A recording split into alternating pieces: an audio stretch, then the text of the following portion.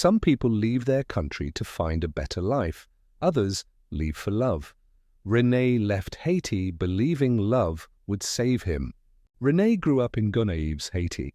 He lived with his mother Marie, a strong woman who sold food in the street. René also had a best friend named Jonas, who always warned him to be careful with people. René worked at a warehouse owned by Mr. Paul, a strict but fair boss who respected René's hard work. René's life changed when he met Sabrina on Facebook. She lived in the United States and seemed kind and loving. They talked every day. Later, Sabrina introduced René to her cousin Linda, who also lived in the US. Linda told René that Sabrina was serious about him and that he should trust her. This made René feel safe. Sabrina promised René marriage and a new life in America. René believed her. To prepare for the journey, René sold his motorcycle, borrowed money from his uncle Joseph, and worked day and night. His mother Marie worried and told him to be careful. Jonas warned him that long-distance love can hide many secrets, but René followed his heart. After more than a year, René left Haiti.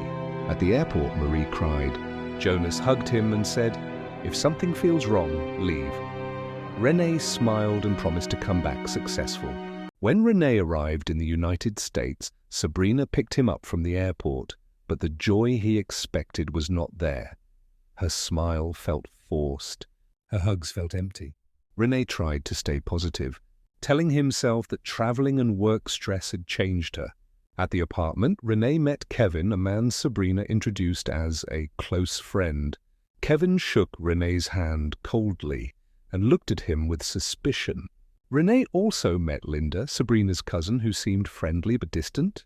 In the building, there was an older woman named Mrs. Thompson, a neighbor who watched everything. She greeted René kindly and asked where he was from. René felt comforted by her kindness in a strange country. Days turned into weeks. René stayed home all day because he was not allowed to work. Sabrina became impatient and rude. She complained about money and blamed René for everything. Kevin started coming to the apartment more often. He acted like he owned the place. René noticed Kevin and Sabrina arguing quietly about papers and money. One evening, René called his mother Marie and his friend Jonas in Haiti. Jonas warned him again, telling him that something felt wrong. Marie prayed for her son every night, asking God to protect him. One night, René overheard Sabrina on the phone. She was angry and said, "I brought him here and now he is useless. Don't worry, he won't stay long." René's heart pounded. He realized love had turned into a plan. Later, Linda visited and told René privately that he should keep quiet and avoid problems. Her advice sounded like a threat. Mrs. Thompson later warned René that she had seen police cars in the building before and that Sabrina often talked to strangers about him. René felt trapped, confused, and alone. The knock on the door came early in the morning. It was loud and aggressive. René woke up confused and scared. Before he could say anything, Sabrina rushed to the door. When she opened it, 2 immigration officers stood there. One of them, Officer Miller, spoke calmly but firmly. He asked for René's name. René felt his heart beating fast. Sabrina stood next to Kevin, her face cold and emotionless. She did not look surprised. That was the moment René understood everything. The woman he loved had already made her choice. Officer Miller asked René many questions. Where did he enter the country? Who sponsored him? Why was he still living there without papers? René tried to explain that Sabrina had promised to help him. Sabrina interrupted and said René was lying and only wanted to use her for immigration benefits. Kevin supported her story. Linda, who was also present, stayed silent and avoided eye contact. René was handcuffed and taken away. As he walked out of the apartment, Mrs. Thompson watched from her door with tears in her eyes. She whispered, "I'm sorry, son." That small kindness broke René's heart. In detention, René felt like his life was over. He shared a room with many men, including Carlos, a father of 2, who had been betrayed by his own wife.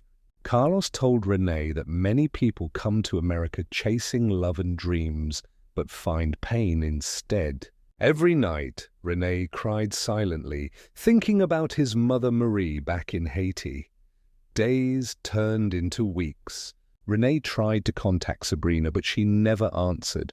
Instead, he learned from another detainee that Sabrina and Kevin were already planning a wedding. That news crushed him. He stopped eating and lost hope.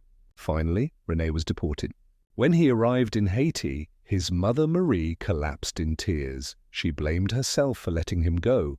René felt ashamed and broken. Jonas, his best friend, stayed by his side, reminding him that survival itself was strength. Back in Gonaïves, people whispered about his failure. Mr. Paul, his old boss, gave him his job back, telling him that dignity is not measured by where you live. Slowly, René began to heal. René learned that love without honesty is a dangerous illusion. He returned with scars that may never disappear, but also with wisdom that could save others.